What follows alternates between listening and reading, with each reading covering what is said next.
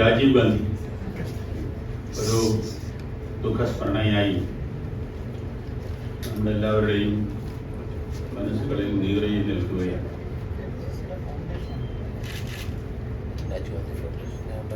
ശ്രീമതി ഇന്ദിരാഗാന്ധിയുടെ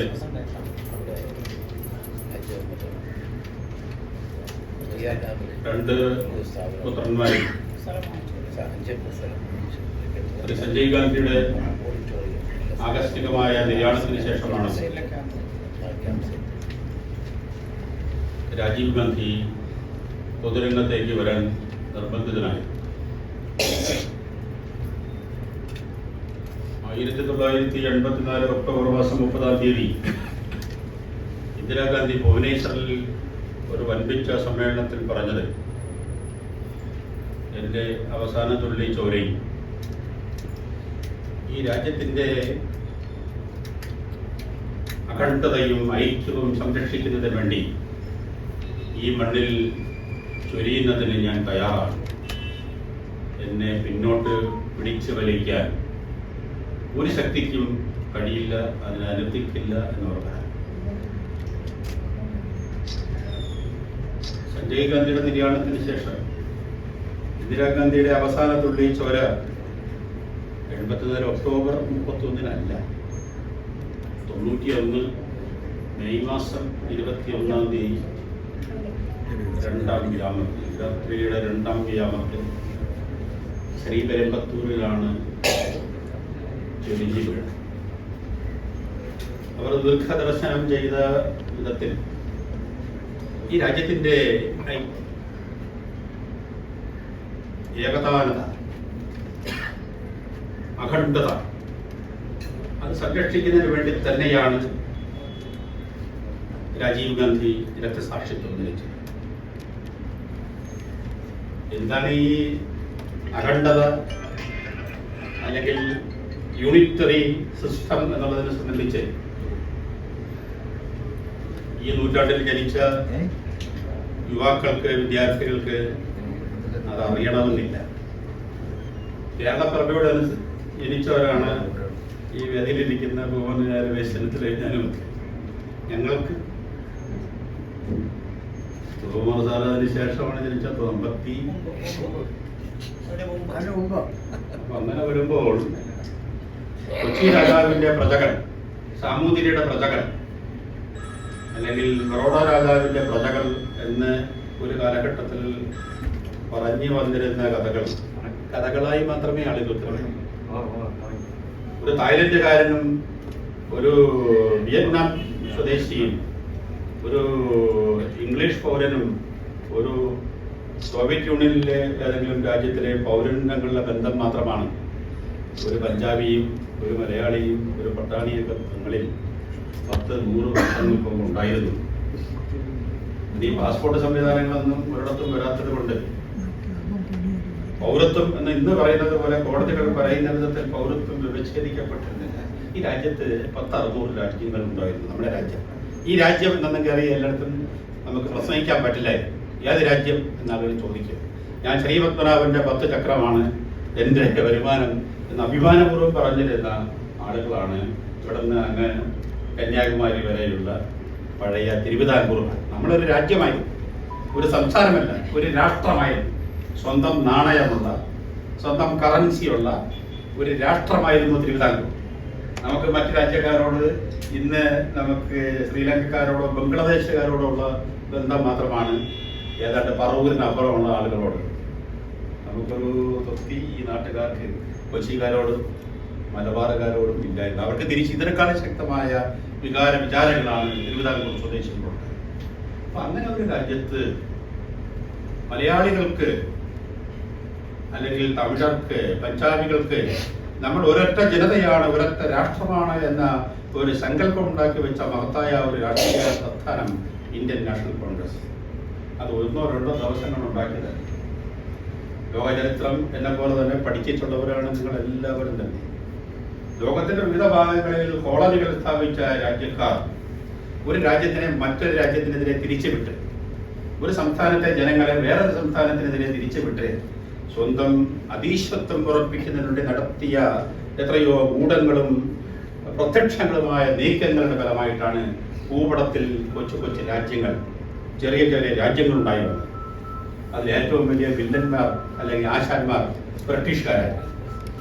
അവരെ ഒരേ ഭൂഖണ്ഡത്തിൽ ഒരേ ഭാഷ സംസാരിക്കുന്ന ആളുകളെ പല രാജ്യങ്ങളാക്കി കസ്റ്റഡിയിൽ വെച്ച് ആ രാജ്യങ്ങളെ സ്വന്തം കൈപ്പിടിയിൽ ഒതുക്കുന്നതിന് വേണ്ടി ആഭ്യന്തര രാഷ്ട്രീയത്തിൽ ഇടപെട്ടാണ് ഐക്യം എന്ന സങ്കല്പം നശിച്ചത്. ആ ഐക്യം എന്ന സങ്കല്പത്തിന് വേണ്ടി ദീർഘങ്ങളായ പോരാട്ടങ്ങൾ നടത്തിയ ഒരു പ്രധാനം എന്ന നിലയിൽ ഇന്ത്യൻ നാഷണൽ കോൺഗ്രസ്, നിങ്ങൾ ഓർമ്മയുണ്ടെന്ന് അറിയില്ല, ഇന്ത്യൻ നാഷണൽ കോൺഗ്രസിന്റെ ചരിത്ര പ്രസിദ്ധമായ പല സമ്മേളനങ്ങൾ തന്നെ കറാച്ചിയിലായിരുന്നു. ഇന്ന് പാകിസ്ഥാനിൽപ്പെട്ട കറാച്ചിയിലാണ്. രമേശ് ചെന്നിത്തലയ്ക്ക് ഒരുപക്ഷെ അതിനെ കുറെ കൂടി വിശദമായി പറയാൻ സാധിക്കുന്നത്. പണ്ട് ജവഹർലാൽ നെഹ്റു അധ്യക്ഷനായി ചരിത്ര പ്രസിദ്ധമായ നിരവധി പ്രഖ്യാപനങ്ങൾ നടത്തിയ, പിന്നീട് കമ്മ്യൂണിസ്റ്റ് പാർട്ടികളും സോഷ്യലിസ്റ്റ് പാർട്ടികളും ഏറ്റെടുത്ത ഒരുപാട് നയരേഖകൾ അവതരിപ്പിച്ചുകൊണ്ട് ചെറുപ്പക്കാരനായ ജവഹർലാൽ നെഹ്റു പ്രഖ്യാപനം നടത്തിയത് കറാച്ചി, അതുപോലെ രവി നദിയുടെ തീരത്ത് ലാഹോറിൽ വെച്ചാണ് കോൺഗ്രസിന്റെ നിരവധി അനവധി സമ്മേളനം. ഇന്ന് ആ പ്രദേശങ്ങൾ നമ്മുടെ കസ്റ്റഡിയിലല്ല, അല്ലെങ്കിൽ അത് വേറെ രാജ്യമാണ്. ബംഗ്ലാദേശ് വേറെ രാജ്യമാണ്. ആകപ്പാടെ ഇന്ദിരാഗാന്ധിയുടെ കാലഘട്ടത്തിൽ 1974-75 കാലഘട്ടങ്ങളിൽ സിക്കിം എന്നൊരു പ്രദേശം മാത്രമാണ് ഇന്ത്യയിലേക്ക് ലയിച്ചു ചേർന്നത്. അതിപ്പോൾ ആരും ഓർമ്മിക്കുന്നില്ല. ഇന്ത്യയിലേക്ക് ചൈനീസ് ദൃഷ്ടിയെ അല്ലെങ്കിൽ ചൈനീസ് ഭീഷണിയെ പുല്ലുവില കൽപ്പിച്ചുകൊണ്ട് ഒരു സ്വതന്ത്ര രാജ്യത്തിനെ ഇന്ത്യയോട് ചേർത്തത് ഇന്ദിരാ പ്രിയദർശൻ. അപ്പോൾ ഈ രാജ്യത്തിന്റെ ഐക്യം, അഖണ്ഡത എന്നുള്ള സങ്കല്പം ഇന്ദിരാഗാന്ധി പറയുന്നത് ആ തലമുറയിൽപ്പെട്ട ആളുകളെ രോമാഞ്ചമണിയിക്കുകയും കുളിരണിയിക്കുകയും ചെയ്യുന്ന ഒരു സങ്കല്പം. ഇന്ന് നമുക്ക് ഓർമ്മയുണ്ട്. ഈ രാജ്യത്തിന്റെ ഐക്യനിലവിലെ ഉണ്ടായ ഏറ്റവും വലിയ വെല്ലുവിളികൾ പഞ്ചാബിനൊപ്പം തമിഴ്നാടിലും ഉണ്ടായി എന്നുള്ളത് ഇന്ന് കോൺഗ്രസ് പ്രവർത്തക നിലയിൽ എനിക്ക് വിശദീകരിക്കാൻ കഴിയില്ല. നമ്മൾ ശ്രീലങ്ക എന്നൊരു രാജ്യത്തിന്റെ ആഭ്യന്തര പ്രശ്നങ്ങളിൽ ഇന്ത്യ രാജ്യത്തിന് എത്രത്തോളം ഇടപെടാൻ സാധിക്കും എന്നുള്ളതിനെ സംബന്ധിച്ച് ഒരു രാഷ്ട്രമീമാംസ വിദ്യാർത്ഥിയായിരുന്ന കാലഘട്ടത്തിൽ തന്നെ എനിക്ക് സന്ദേഹങ്ങളുണ്ടായിരുന്നു. ഞാൻ ഡോക്ടർ വി കെ സുകുമാർ എന്ന എൻ്റെ പ്രൊഫസറായിരുന്നു. എൻ്റെ ഗവേഷണ വിഷയവുമായി ബന്ധപ്പെട്ട് അദ്ദേഹത്തെ കണ്ടപ്പോൾ അത് എന്നെ നിരുത്സാഹപ്പെടുത്തി വിട്ടു. നമ്മൾ ഇൻഡോ ശ്രീലങ്കൻ റിലേഷൻസ്, അതിൽ ജിയോഗ്രഫിയുടെയും ചരിത്രത്തിൻ്റെയും സ്ഥാനം എന്ന് പറഞ്ഞാൽ യു കനോട്ട് കളക്ട് ഡാറ്റ, ഇതൊരു ഈസിയായ ഒരു കാര്യമില്ല. അപ്പോൾ ഇതേപോലെ LTP ശക്തമല്ല, you cannot get primary data. നിങ്ങൾക്ക് അവിടെ പോയി ഈ തമിഴ് രാഷ്ട്രീയക്കാരിൽ ഇത് ശേഖരിക്കാൻ സാധിക്കില്ല, അതിൻ്റെ ആവശ്യമില്ല. അദ്ദേഹം പറഞ്ഞു ഇന്ത്യ എത്രത്തോളം ഇന്ത്യക്ക് ഇടപെടാൻ സാധിക്കുന്നതിനെ സംബന്ധിച്ച് തമിഴ്നാട്ടിലെ രാഷ്ട്രീയക്കാർക്ക് യാഥാർത്ഥ്യബോധമില്ല. എന്നാൽ സാറ് പറഞ്ഞു ഇന്ത്യയിൽ പഞ്ചാബിലും ആസാമിലും നാഗാലാൻഡിലും ഒക്കെയുള്ള കാര്യങ്ങൾ ആലോചിക്കുമ്പോൾ ഇന്ത്യ ഗവൺമെന്റിന് ശ്രീലങ്കയിൽ പുതിയൊരു സർക്കാർ ഉണ്ടാക്കി കൊടുത്ത് അവിടെ ജനാധിപത്യ വിരുദ്ധ മറ്റ് തമിഴ് പാർട്ടികളൊന്നും പ്രവർത്തിക്കാൻ പാടില്ല എന്ന് പറയുന്ന ഒരു തീവ്രവാദ പ്രസ്ഥാനത്തിനെ അവിടെ ഭരണത്തിലേക്ക് എത്തുന്നതിന് വേണ്ടി ഇന്ത്യ ഗവൺമെന്റിനെ കൂടുതൽ സഹായിക്കാൻ സാധിക്കുമെന്നില്ല. അപ്പോൾ അത് പറയുന്നതിന് കാരണം ശ്രീലങ്കൻ തമിഴ് ഈഴം വാദികളുടെ പ്രചരണ സമൂഹത്തിൽപ്പെട്ട കുറേയധികം ആളുകൾ, അധ്യാപകർ, എന്തോ ഒരു ഈഴ ബന്ധൻ എന്നൊക്കെ പേരിട്ട മറ്റു പേരുകൾ അറിയപ്പെടുന്നവർ, തമിഴ് ചരിത്രത്തിലെ സമുന്നതന്മാരായ ചരിത്ര നായകന്മാരുടെ നെടുഞ്ചെഴിയിലും കരികാല ചോളന്റെയൊക്കെ പേരിലാണ് ഇവിടെ കള്ളപ്പേരിൽ വന്ന് നമ്മുടെ ഡിപ്പാർട്ട്മെന്റിലും യൂണിവേഴ്സിറ്റികളിലും വഞ്ചൂർ ബാറിലും ഒക്കെ അവർ വരുമായിരുന്നു. അവർ ഈഴത്തിന് വേണ്ടി, സ്വതന്ത്ര തമിഴ് നാടിന് വേണ്ടിയുള്ള സ്വതന്ത്ര തമിഴ് രാജ്യം ശ്രീലങ്കയിൽ സ്ഥാപിക്കണമെന്നുള്ളതായിരുന്നു അവരാഗ്രഹം. അപ്പോൾ അന്ന് കോൺഗ്രസ് നേതാവായിരുന്ന നെടുമാരൻ ഉൾപ്പെടെയുള്ളവർ, തമിഴ്നാട് പ്രദേശ് കോൺഗ്രസ് കമ്മിറ്റിയുടെ ജനറൽ സെക്രട്ടറി ആയിരുന്നു P. നെടുമാരൻ, ഈ നെടുമാരൻ ഉൾപ്പെടെയുള്ളവർ അതിഭയങ്കരമായ പിന്തുണയാണ് അവർക്ക് കൊടുത്തത്. ഇത് ശരിയല്ല, ഇന്ത്യയിൽ വിഘടനവാദത്തിന് വിത്ത് പാകുന്ന ഒരു ശ്രമമാണ് ശ്രീലങ്കയിൽ ചെറുതായി മുളച്ചു വരുന്നത്, അത് അപകടം ചെയ്യും എന്നുള്ള കാഴ്ചപ്പാടായിരുന്നു ഇന്ദിരാഗാന്ധി ഉൾപ്പെടെയുള്ള നേതാക്കന്മാർക്കുണ്ടായിരുന്നു. രാഹുൽ ഗാന്ധി എന്തുകൊണ്ട് കൊല ചെയ്യപ്പെട്ടു എന്ന് ആലോചിക്കുമ്പോൾ ശ്രീലങ്കൻ തീവ്രവാദികളുടെ നേതാവായ വേലപ്പിള്ള പ്രഭാകരനെ അവിടെ ഒരു സ്വതന്ത്ര രാഷ്ട്രം സ്ഥാപിക്കണമെന്നുള്ള അവരുടെ നിഗൂഢമായ നീക്കങ്ങൾ അത് ശ്രീലങ്കയിൽ നിഗൂഢമായിരുന്നുവെങ്കിലും മറ്റു രാജ്യങ്ങളിൽ നിഗൂഢമായിരുന്നില്ല. അദ്ദേഹം ആ നീക്കത്തിന് രാജീവ് ഗാന്ധി അനുകൂലമായിരുന്നില്ല. ഞാൻ ഈ പറയുന്നത് ശരിയാണോ എന്ന് എനിക്കറിഞ്ഞൂടാ. രാജീവ് ഗാന്ധി ഒരു സ്വതന്ത്ര രാഷ്ട്രം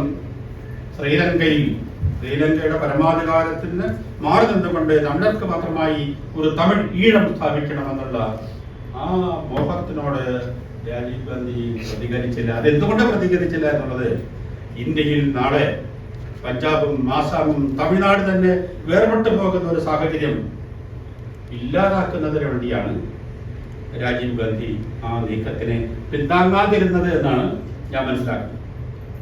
രാജീവ് ഗാന്ധിയുടെ സ്ഥാനത്ത് രമേശ് ചെന്നിത്തലയായാലും അദ്ദേഹം അങ്ങനെ ചെയ്യുള്ളൂ എന്നാണ് എൻ്റെ വിശ്വാസം. അവിടെ ഒരു സ്വന്തം രാഷ്ട്രം ഉണ്ടാക്കാൻ വേണ്ടി ഇവിടുന്ന് ആയുധങ്ങൾ കൊടുക്കുകയാണെങ്കിൽ അതിനേക്കാൾ ശക്തരായ ആളുകൾ വന്ന് ഇന്ത്യക്കകത്ത് പുതിയൊരു രാജ്യം ഉണ്ടാക്കിയെടുക്കുന്നതിന് വേണ്ടി നടത്തുന്ന ശ്രമങ്ങളെ ചെറുക്കുന്നതിനോ എതിർക്കുന്നതിനോ നമുക്ക് ധാർമ്മികമായ നമ്മുടെ ശക്തിയും ശേഷിയും നഷ്ടപ്പെടും. രാജ്യത്തിന്റെ അഖണ്ഡത സംരക്ഷിക്കുന്നതിന് വേണ്ടി ഇന്നിപ്പോ ശ്രീ എ കെ ആന്റണിയുടെ പ്രസംഗത്തിൽ അദ്ദേഹം കേരള പ്രദേശ് കോൺഗ്രസ് കമ്മിറ്റി ഓഫീസ് അദ്ദേഹം പറഞ്ഞത് ലോകോപകരണമായി ഉണ്ടാക്കിയ കരാറിനെ കുറിച്ചാണ്. എന്നെപ്പോലുള്ളവർക്ക് അന്നതിന് എതിർപ്പായിരുന്നു. കോൺഗ്രസിന്റെ മുഖ്യമന്ത്രിയെ മാറ്റിയിട്ടത് അവിടെ അകാലിദളിന്റെ മുഖ്യമന്ത്രിയെ ഭരണാധികാരികൾ ഏൽപ്പിച്ചു. ഞങ്ങൾ വിദ്യാർത്ഥി പ്രവർത്തനം നടത്തിയിരുന്ന കാലത്ത് ആസാമിൽ വിദ്യാർത്ഥി നേതാവായിരുന്നു പ്രഫുല്ല കുമാർ. എനിക്ക് തോന്നുന്നു കോൺഗ്രസിന്റെ മന്ത്രിസഭ രാജിവെച്ചതിന് ശേഷമാണ് അവിടെ വിദ്യാർത്ഥി നേതാവായി AGP ആസാം ഗണ സംഗ്രാം പരിഷത്തിന്റെ നേതാവായി മാറിയ പ്രഫുല്ലകുമാറിന്റെ നേതൃത്വത്തിൽ അവിടെ മുഖ്യമന്ത്രി പദം കോൺഗ്രസ് ത്യജിച്ചു. അപ്പൊ അന്ന് പറഞ്ഞ രാജീവ് ഗാന്ധി എന്താണ് ചെയ്തത്? ഒരുപാട് സീനിയർ നേതാക്കന്മാർ പറഞ്ഞു കോൺഗ്രസിന്റെ മുഖ്യമന്ത്രിമാരെ മാറ്റിയിട്ട് അവിടെ പ്രകാശ് സിംഗ് ബാദലിനെ മുഖ്യമന്ത്രിയാക്കി. ഇപ്പുറത്ത് ഈ പ്രഫുല്ലകുമാർ എന്നൊരു പയ്യനെ സർവകലാശാലകളിൽ കലാപം ഉണ്ടാക്കിയവർ തന്നെ പിടിച്ച് ആസാമിൽ മുഖ്യമന്ത്രിയാക്കി. പക്ഷെ ഒരു കാര്യം നമ്മൾ ആലോചിക്കണം, ആസാം ഇന്ത്യൻ യൂണിയനിൽ തന്നെ തുടർന്നു. ഇന്നിപ്പോൾ ഇന്ത്യക്കാരെക്കാൾ തീവ്രവാദം പറയുന്ന ഹിമന്തകുമാർ BJP നേതാവ് നമ്മുടെ മുഖ്യമന്ത്രിയായി തുടരുകയാണ്. അതുപോലെ ഇന്നിപ്പോൾ പ്രകാശ് സിംഗ് ബാദലിന്റെ കാലഘട്ടം കഴിഞ്ഞു, വർഷങ്ങൾ കഴിഞ്ഞുവെങ്കിലും ഇന്നിപ്പോൾ AAPയുടെ മുഖ്യമന്ത്രി ആണെങ്കിൽ പോലും പഞ്ചാബ് ജനഗണമന ശരിയായി തെറ്റായി ഒക്കെ പാടുന്നവർക്ക് പഞ്ചാബ് എന്ന പേര് ഉപേക്ഷിക്കേണ്ടി വരുന്നില്ല. പഞ്ചാബ് ഇന്ത്യയിൽ തന്നെ തുടരുകയാണ്. അപ്പോൾ അതിനെ രാജീവ് ഗാന്ധി സ്വീകരിച്ച ധീരമായ സമീപനങ്ങൾ, ധീരമെന്ന് കുറെ സാഹസികമാണ്. അത് കോൺഗ്രസ് വർക്കിംഗ് കമ്മിറ്റി പിന്നീട് അംഗീകരിക്കണം ഞാൻ മനസ്സിലാക്കുന്നത്. കോൺഗ്രസിന്റെ സീനിയർ മോർച്ച നേതാവായിരുന്ന അർജുൻ സിംഗിനെ ഗവർണറായി പ്രഖ്യാപിച്ചുകൊണ്ട് ആസാമിൽ സ്വന്തം അമ്മയുടെ ജീവരക്തമൊഴുക്കിയ ഘാതക സമൂഹത്തിൽപ്പെട്ടവരുമായി ധാരണ ഉണ്ടാക്കിക്കൊണ്ടാണ് രാജീവ് ഗാന്ധി പഞ്ചാബിൽ സമാധാനം പുനഃസ്ഥാപിച്ചത്. എത്രയോ വർഷങ്ങൾക്ക് ശേഷമാണ് ജമ്മു കാശ്മീരിൽ സമാധാനപരമായ അന്തരീക്ഷം സൃഷ്ടിക്കാൻ രാഷ്ട്രീയ രംഗത്തെ വലിയ പരിജ്ഞാനമൊന്നുമില്ലാത്ത രാജീവിന് സാധിച്ചത് എന്ന് നമ്മൾ അറിയുന്നു. ഞാൻ രാജീവിന്റെ അവദാനങ്ങൾക്ക് പുകഴ്ത്തി പോകാൻ ആഗ്രഹിക്കുന്നില്ല.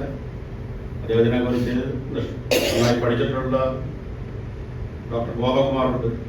അദ്ദേഹത്തിന്റെ സഹപ്രവർത്തകൻ തന്നെയായിരുന്നു. നേരിട്ട് ധാരാളം കാര്യങ്ങൾ സംസാരിച്ചിട്ടുള്ള രമേശ് ചെന്നിത്തലയുണ്ട്. രാജീവ് ഗാന്ധി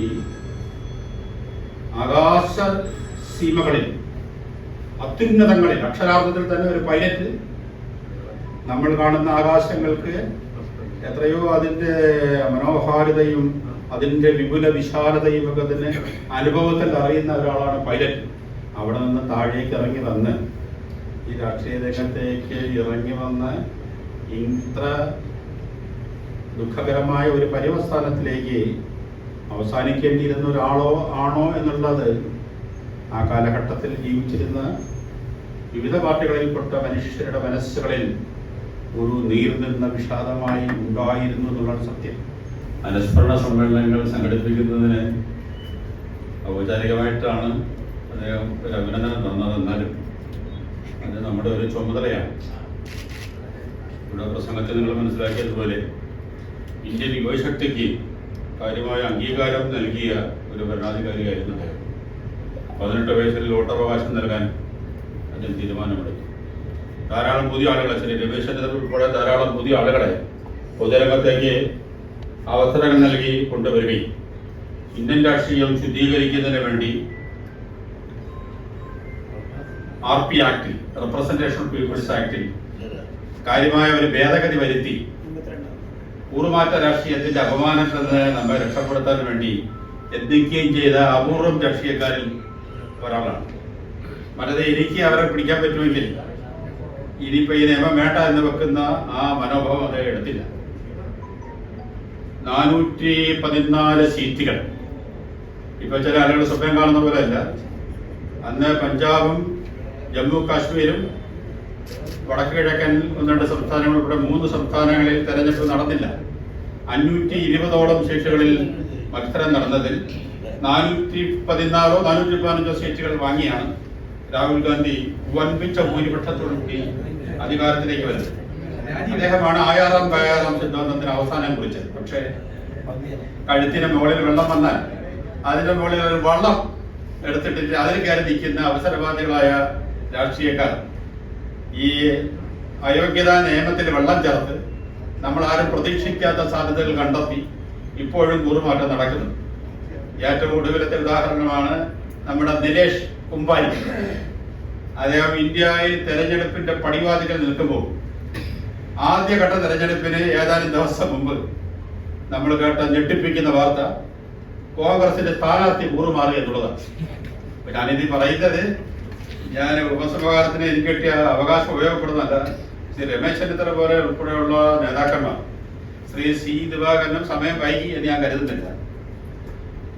ഇത്തരം സ്ഥാനാർത്ഥികൾ കൂറുമാറുന്നതിനെതിരെ, രാഷ്ട്രീയ നേതാക്കന്മാർ നിർണായക സന്ദർഭങ്ങളിൽ കൂറുമാറുന്നതിനെതിരെ, ജനപ്രതിനിധികൾ കൂറുമാറുന്നതിനെതിരെ തെരഞ്ഞെടുപ്പ് നിയമത്തിൽ എന്തെങ്കിലും ഭേദഗതി വരുത്താൻ പുതിയ ഗവൺമെന്റ് ഉണ്ടാവുമെന്നാണ് പ്രതീക്ഷിക്കപ്പെടുന്നത്. 1989 പോലെ 195 സീറ്റുകൾ ഉള്ളപ്പോൾ ഞാൻ പ്രതിപക്ഷത്തിരിക്കാമെന്ന് രാഹുൽ ഗാന്ധി പറഞ്ഞതുപോലെ പറയേണ്ട കാര്യമില്ല, രാജീവ് ഗാന്ധി പറഞ്ഞതുപോലെ പറയേണ്ട കാര്യമില്ല. എനിക്കൊന്ന് ഗവൺമെന്റ് ഉണ്ടാകണം. ഇന്ത്യൻ രാഷ്ട്രീയം ശുദ്ധീകരിക്കാനുള്ള ഒരു സന്ദർഭമായി ഇത് പ്രയോജനപ്പെടുത്തണം. കോൺഗ്രസ് ഒരു തെരഞ്ഞെടുപ്പ് പാർട്ടിയാണെന്ന് ഇവിടെ പറയുകയുണ്ടായി. അതൊരു വാസ്തവമാണ്. തെരഞ്ഞെടുപ്പ് സമയത്താണ് എല്ലാവരും കൂടെ അടിച്ചുകൂട്ടി ഇതൊരു രാഷ്ട്രീയ പാർട്ടിയാക്കാനുള്ള ശ്രമങ്ങൾ നടത്തുകയും അങ്ങനെ നടത്തുമ്പോൾ ഈ ആദ്യത്തെ ഒരു മാസം അടിപിടിയും ഒക്കെ കഴിഞ്ഞിട്ട് ഇതുപോലെ നിർണായകമായ കാര്യങ്ങളിൽ തീരുമാനമെടുത്ത് കൂടുതൽ അവസരവാദികൾ ഉണ്ടാകാതെ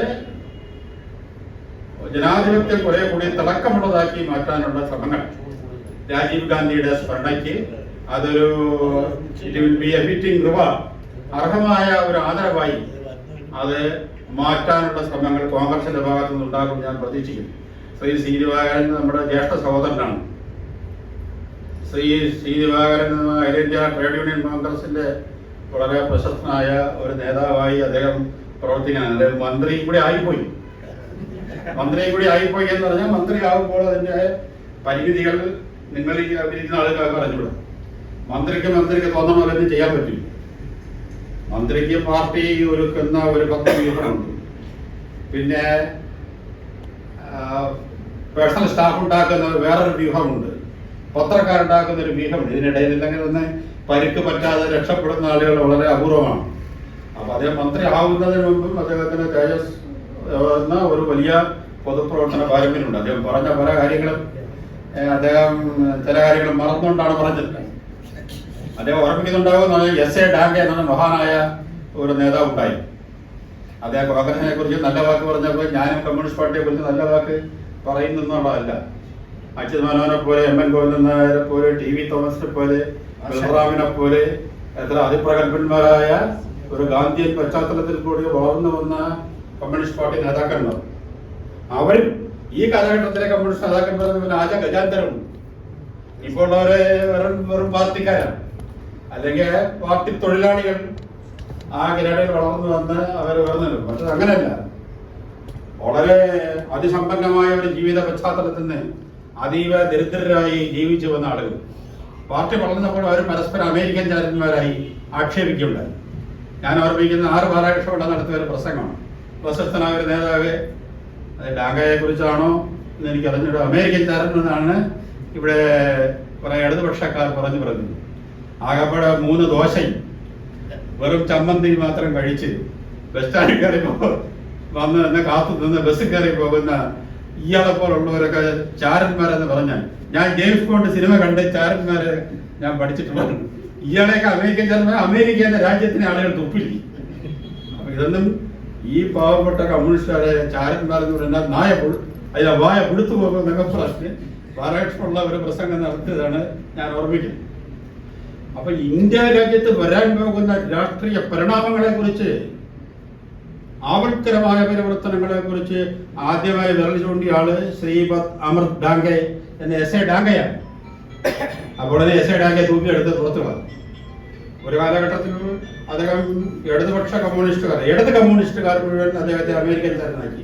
പിന്നീട് അദ്ദേഹം തന്നെ വളർത്തി വലുതാക്കിയ കമ്മ്യൂണിസ്റ്റ് പാർട്ടിക്കാരൻ ശ്രീപദ് അമൃത് ഡാംഗെ. പക്ഷേ ഡാംഗെ പറഞ്ഞ കാര്യങ്ങൾ ഇനിയെങ്കിലും ഓർമ്മിക്കണം. ഡാംഗെ പോയി കഴിഞ്ഞ് പിന്നെയും 10-15 വർഷം കഴിഞ്ഞ് ഞാൻ ഓർമ്മിക്കുന്നത് മൊഹിത് പാട്രിയറ്റ് എന്ന് പറഞ്ഞൊരു ഇംഗ്ലീഷ് പ്രസിദ്ധീകരണം ഉണ്ടായിരുന്നു. ഇപ്പൊ അതുകൊണ്ടല്ല എനിക്ക് അറിഞ്ഞൂടാ. പാട്രിയറ്റിൽ മൊഹിത് സ്ഥിരമായി എഴുതുമായിരുന്നു. ഇന്ത്യയിലെ സവർണ രാഷ്ട്രീയം കൈകാര്യം ചെയ്യുന്ന മധ്യവർഗ വ്യവസായ താല്പര്യക്കാർ അവർ ആവൽക്കരമായി ഒന്നിച്ചു കൊടുക്കുകയാണ്. ഇന്ത്യയിലെ കമ്മ്യൂണിസ്റ്റ് പാർട്ടികൾ അവർക്ക് മന്ത്രിസ്ഥാനം ലഭിച്ചാലും ഇല്ലെങ്കിലും ഈ ഒത്തുകൂടലിനെതിരെ ജനങ്ങളെ ബോധവൽക്കരിച്ചില്ലെങ്കിൽ ഇന്ത്യ രാജ്യം ഫാസിസത്തിന്റെ വഴികളിലേക്ക് തിരിഞ്ഞു പോകും എന്നാണ് മൊഹിത് സെൻ, അദ്ദേഹം ഒരു മഹാപണ്ഡിതനായ ഒരു മനുഷ്യനാണ്, മൊഹിത് സെൻ പറഞ്ഞത്. ഇനി ഞാൻ പറയുമ്പോൾ അദ്ദേഹത്തിന് പണക്കം തോന്നരുത്. 1989 നടന്ന തെരഞ്ഞെടുപ്പിൽ രക്തസാക്ഷിയായ രാജീവ് ഗാന്ധിക്കെതിരെ ഏറ്റവും അപമാനകരമായ ആക്ഷേപങ്ങൾ തെരുവീഥുകളിൽ പറഞ്ഞു നടന്നത് കേരളത്തിൽ അന്ന് കണി കാണാനില്ലാതെ BJP-കാരല്ല. കേരളത്തിലെ CPIM മത്സരിച്ച് രാജീവ് ഗാന്ധി അധിക്ഷേപിക്കുകയെ. രാജീവ് ഗാന്ധി ചോർ ഹേ എന്ന മുദ്രാവാക്യം ഇന്ന് ഇല്ലാത്ത അതിപ്രഗത്ഭനായ ഒരു കമ്മ്യൂണിസ്റ്റുകാരന്റെ സരസ്വതി വിലാസത്തിൽ കൂടിയാണ് ഞാൻ കേൾക്കുന്നത്. അദ്ദേഹം CPM-ഉമല്ല. എനിക്കെല്ലാം വളരെ സ്നേഹമുള്ള ഒരു വലിയ കമ്മ്യൂണിസ്റ്റ് പാർട്ടി നേതാവാണെന്ന് പറഞ്ഞു. DMK-യിലെ രാജ, ഈ രാജ നടത്തിയ അഴിമതികൾ ഈ അടുത്ത കാലം വരെ പ്രചരിപ്പിച്ച് നടത്തിയതും കമ്മ്യൂണിസ്റ്റുകാരാണ്. ഇവിടെ പറഞ്ഞ തമാശയാണ് പറഞ്ഞതെന്നാണ്. ശ്രീമതി സോണിയാഗാന്ധി ഇന്ത്യയുടെ പ്രധാനമന്ത്രി ആകണമെന്ന് ഹർകിഷൻ സിംഗ് സുർജീത് അവരുടെ വീട്ടിൽ ചെന്ന് പറഞ്ഞപ്പോ 96 എന്ന് എനിക്ക് അറിഞ്ഞൂടാ. അപ്പൊ ഇവരെല്ലാം കൂടി ആലോചിച്ചതിന് ശേഷം അവർ പറഞ്ഞു ജ്യോതി ബാബു. എല്ലാവരും പറഞ്ഞു അടുത്ത ജ്യോതി ബാബു എന്നാണ് വിളിച്ചത്. ഇന്ദിരാഗാന്ധിക്ക് ഏറ്റവും പ്രിയങ്കരനായ ഒരാളായിരുന്നു ജ്യോതി ബസു. അതായത് ലണ്ടനിൽ പഠിച്ച ഒരാളാണ് ജ്യോതി ബസു. അപ്പോൾ നെഹ്റുവിന്റെ തൊട്ട് ജൂനിയറായി പൊതുരംഗത്തേക്ക് കടന്നു വന്ന ജ്യോതി ബാസുവിനോട് അവർക്കെല്ലാം വളരെ താല്പര്യമാണ്. ജ്യോതി ബാസു പ്രധാനമന്ത്രിയാകട്ടെ എന്ന് നിർദ്ദേശം വെച്ചതാണ്. എന്ന് മാത്രമല്ല, സോമനാഥ് ചാറ്റർജിയെ സ്പീക്കറായി ഇന്ത്യൻ നാഷണൽ കോൺഗ്രസിന്റെ മന്ത്രിസഭയിൽ മൻമോഹൻ സിംഗിന്റെ മന്ത്രിസഭയിലാണ്, അല്ലാതെ നരേന്ദ്രമോദിയുടെ മന്ത്രിസഭയിലല്ല. രണ്ടു തമ്മിൽ ഒരുപാട് വ്യത്യാസമുണ്ട്. ഞാൻ ഇപ്പൊ ഇന്നൊരു വീഡിയോ കണ്ടു. 1988-ലോ 89-ലോ നരേന്ദ്രമോദി ഒരു പത്രക്കാരനുള്ള ഇന്റർവ്യൂ ആണ്. എന്റെ ദാരിദ്ര്യവും ജീവിത ബുദ്ധിമുട്ടുകളും കാരണം എനിക്ക് 8ാം ക്ലാസ് വരെ പഠിക്കാൻ പറ്റുള്ളൂ. 8ാം ക്ലാസ് വരെ എനിക്ക് പഠിക്കാൻ പറ്റുള്ളൂ നരേന്ദ്രമോദി തന്നെ പറയുകയാണ്. പിന്നീടാണ് എന്റെ പൊളിറ്റിക്കൽ സയൻസ്, അത് എവിടെയെങ്കിലും ഉണ്ടോ സാറേ എന്ന് എനിക്ക് അറിഞ്ഞൂടെ. അതോറിറ്റിയാണ് എന്റെ പൊളിറ്റിക്കൽ സയൻസ് എന്നൊരു സബ്ജക്ട് ഇന്ത്യയിലെ യൂണിവേഴ്സിറ്റികളിലൊന്നും ഇല്ല എന്നാണ് ഞാൻ മനസ്സിലാക്കുന്നത്. എന്റെ പൊളിറ്റിക്കൽ സയൻസിൽ MA എടുത്തു എന്നാണ് അദ്ദേഹം പറഞ്ഞത്. ഇപ്പൊ അദ്ദേഹം 50 വയസ്സ് കഴിഞ്ഞിട്ട് അത് ചെയ്തോന്ന് പറഞ്ഞൂടാ. എനിക്കും 60 വയസ്സ് കഴിഞ്ഞിട്ടാണ് ഞാൻ PhD എടുത്തത്. അതുകൊണ്ട് ഇനിയിപ്പോ എന്റെ പൊളിറ്റിക്കൽ സയൻസിൽ അദ്ദേഹം എടുത്തു എന്ന് എനിക്ക്. അപ്പോ ഡോക്ടർ മൻമോഹൻ സിംഗിനെ പോലെ പ്രതിഭാശാലിയായ അങ്ങേയറ്റം മികച്ച വിദ്യാഭ്യാസം ലഭിച്ച ഒരാളിനോടൊപ്പമാണ് സോമനാഥ് ചാറ്റർജി സ്പീക്കറെ. ആ സോമനാഥ് ചാറ്റർജിയെ രാജിവെപ്പിച്ച ആളുകളാണ് ഇടതുപക്ഷ കമ്മ്യൂണിസ്റ്റുകാർ. അതിൽ CPI ഉണ്ട്. CPIക്ക് ഇന്ത്യയിൽ ഏറ്റവും പ്രതിഭാശാലിയായ ഒരു മുഖ്യമന്ത്രിയെ സംഭാവന ചെയ്യുകയും അതിനുശേഷം വീണ്ടും ഒരാളിന് മുഖ്യമന്ത്രിയാകാൻ അവസരം കൊടുക്കുകയും ചെയ്ത കോൺഗ്രസിന് എന്തൊക്കെയോ ഞാൻ കഴിച്ചാൽ പൊട്ടാത്ത സിദ്ധാന്തങ്ങൾ കുറച്ചുകൊണ്ട് ഇറങ്ങിപ്പോയ കമ്മ്യൂണിസ്റ്റ് പാർട്ടി അവർക്ക് നാട്ടുപുറത്ത് പറയുന്നത് പോലെ അദ്ദേഹം നെടുമങ്ങാട് MLA വരുന്നത് ഈ എണ്ണം പിടിച്ചിട്ടുണ്ടോ പിന്നീട് 1989 ശേഷം താഴെയല്ലേ പിളർപ്പിന് ശേഷം 1967 തെരഞ്ഞെടുപ്പിൽ പോലും CPM-നേക്കാൾ സീറ്റുണ്ടായിരുന്ന പാർട്ടിയാണ് CPI. ഇന്നിപ്പോൾ ഈ രാമക്ഷേത്രം ഉയർന്നു നിൽക്കുന്ന ഫൈസാബാദ്, അയോധ്യ ഉൾപ്പെടുന്ന ഫൈസാബാദിലെ MP കോൺഗ്രസിനെതിരെ സോഷ്യലിസ്റ്റ് പാർട്ടികൾക്കെതിരെ ജയിച്ച MP Mitra Sen Yadav communist party MP ആയിരുന്നു. അപ്പൊ അങ്ങനെയുള്ള ഒരു കമ്മ്യൂണിസ്റ്റ് പാർട്ടി മനുഷ്യന് മനസ്സിലാകാത്ത പ്രത്യയശാസ്ത്രത്തിന്റെ പാണ്ഡം ചുമന്ന് കാണിച്ചു. ഒരു ചുക്കുമില്ല. നമ്മളൊരു ചായയും വടയും കഴിക്കുമ്പോൾ അവർ കഴിക്കുന്ന ഒരു ചായയും വടയും ഇത്രയോ വർഷക്കാലമായി പറയുന്നത് നമ്മൾ ചായ കുടിച്ചു എന്ന് പറയും. അവർ വേറെന്തുവേ പറയുള്ളൂ, ചായ എന്നല്ല പറയുന്നത്. യാഥാർത്ഥ്യബോധമുള്ള ഒരുപാട് നേതാക്കന്മാരിൽ, ത്യാഗതന്മരായ നേതാക്കന്മാരിൽ സമ്പന്നമായിരുന്ന ഒരു പ്രസ്ഥാനം അവരെ ഭൂതകണ്ണാടി വെച്ച് നോക്കി ഇന്ത്യൻ ബൂർഷ്വാസിയുടെ പ്രതീകമായ കോൺഗ്രസിനെതിരെ, മുതലാളിത്തത്തിന്റെ വ്യക്തമായ കോൺഗ്രസിനെ പൊളിക്കുന്നതിന് വേണ്ടി ഈ രണ്ട് പാർട്ടികളും കൂടി നടത്തി ശ്രമിച്ച് മോശം തഴച്ച് വളരുന്നെന്ന് ഞാൻ പറയുന്നില്ല. പക്ഷെ കോൺഗ്രസ് ഇപ്പോഴും ഉണ്ട്. ഒരു മഴ നന്നായി കിട്ടുകയാണെങ്കിൽ വളർന്ന് പൊന്തുന്ന ഒരു വലിയ പുഷ്പവൃക്ഷം പോലെയാണ് ഇന്ത്യൻ നാഷണൽ കോൺഗ്രസ്. പക്ഷെ കമ്മ്യൂണിസ്റ്റ് പാർട്ടി പോയ സ്ഥലങ്ങളിൽ നിന്നും പെട്ടെന്നൊന്നും കയറി വരുന്നില്ല. അപ്പൊ അദ്ദേഹം പറഞ്ഞതിന്റെ നല്ല വശങ്ങൾ ഉൾക്കൊള്ളും. ഇവിടെ നടന്ന സരസമായ പ്രസംഗത്തിന് അദ്ദേഹത്തിനോട് എൻ്റെ മനസ്സിൽ എനിക്ക് നന്ദിയുമുണ്ട്. അദ്ദേഹം വന്ന് നല്ല വാക്കുകൾ പറഞ്ഞു. പക്ഷേ മഹാത്മാഗാന്ധി മുതൽ ഇങ്ങേയറ്റം രാഹുൽ ഗാന്ധി വരെയുള്ളവരെ അധിക്ഷേപിക്കുന്നത് കമ്മ്യൂണിസ്റ്റ് പാർട്ടിയും മറ്റുള്ള ആളുകൾക്ക് ഏണി ചാരി കൊടുക്കുകയാണ്. ഒരു വാക്കുകൂടി പറയാൻ നിങ്ങൾ അനുവദിക്കണം എന്ന് ഞാൻ അഭ്യർത്ഥിക്കുന്നു. ഇപ്പോൾ നരേന്ദ്രമോദി നടത്തുന്ന പ്രചരണം എന്താണ്? കോൺഗ്രസിന്റെ പ്രത്യയശാസ്ത്രം മുസ്ലിം ലീഗിന്റേതാണ്. കോൺഗ്രസിന്റെ പ്രകടന പത്രിക മുസ്ലിം ലീഗിന്റേതാണ്. ഇന്ത്യൻ ക്രിക്കറ്റ് ടീമിൽ മുസ്ലിങ്ങളെ കയറ്റും, നിങ്ങളെ കെട്ടുതാലി പറിച്ചെടുത്ത് മുസ്ലിമിന് കൊടുക്കും. ഇങ്ങനെ ഉത്തരേന്ത്യയിൽ നരേന്ദ്രമോദി നടത്തുന്ന പ്രചരണത്തിന് ആയുധം ഒരുക്കി കൊടുക്കാൻ ശ്രമിച്ചതാരാണ്? വയനാട്ടിൽ രാഹുൽ ഗാന്ധി നാമനിർദ്ദേശ പത്രിക സമർപ്പിക്കാമെന്നപ്പോൾ തലയിൽ ആള് താമസമുള്ള ആളുകൾ പറഞ്ഞു ഒരു കൊടിയും വേണ്ടാന്ന് പറഞ്ഞു. ഞാനത് വിശദീകരിക്കുന്നില്ല. അത് കോൺഗ്രസിന്റെ പതാകയോടുള്ള മതിപ്പ് കുറവുകൊണ്ടല്ല. ഇതെടുത്ത് കാണിച്ച് ഉത്തരേന്ത്യയിൽ പ്രചരണം നടത്താൻ വീഡിയോ നൽകാതിരിക്കാൻ വേണ്ടി, കാര്യം നമുക്കറിയാലോ നമ്മളെ ജാഥയിൽ കോൺഗ്രസിന്റെ വെറും 4 കൊടി ഉള്ളപ്പോൾ CMPയുടെ 25 കൊടി, മുസ്ലിം ലീഗിന്റെ 75 കൊടി, RSPയുടെ 90 കൊടിയുമാണ് ഞാൻ UDF ജില്ലാ ചെയർമാനായിരുന്നപ്പോൾ കണ്ടിട്ടുള്ളത്. കാര്യം നമ്മുടെ കൊടി കൊണ്ടുപോകണം, പിന്നെ തിരിച്ചു കൊണ്ടുവരില്ല. അപ്പൊ അവരെ ഓഫീസ് വാങ്ങി വെക്കും. ഒരാളെ 2 കൊടിയും പിടിച്ചു വരും.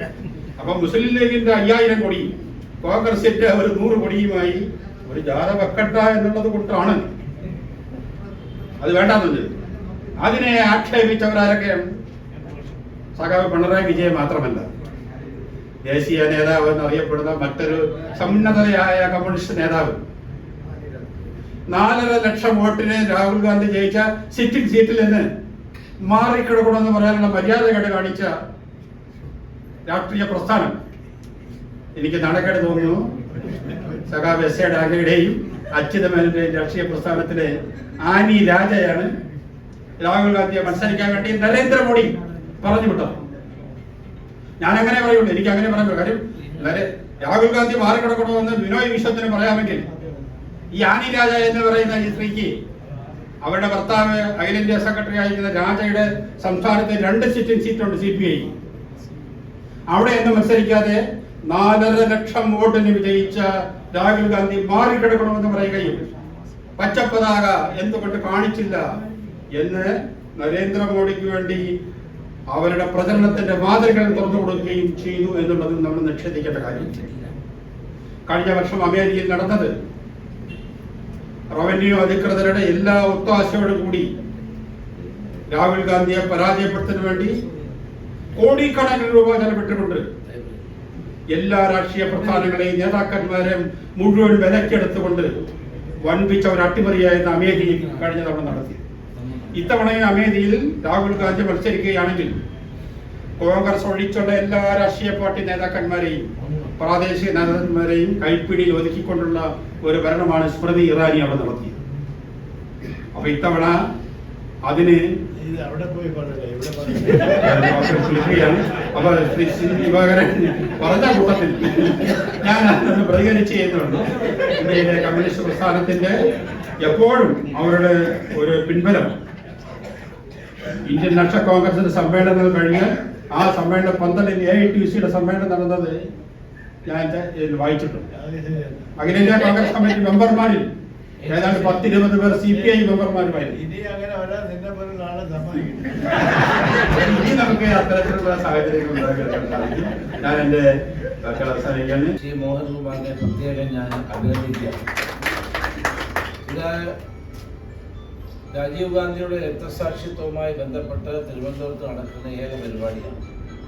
അതുകൊണ്ട് അദ്ദേഹത്തിന് എല്ലാവിധ ആശംസകളും.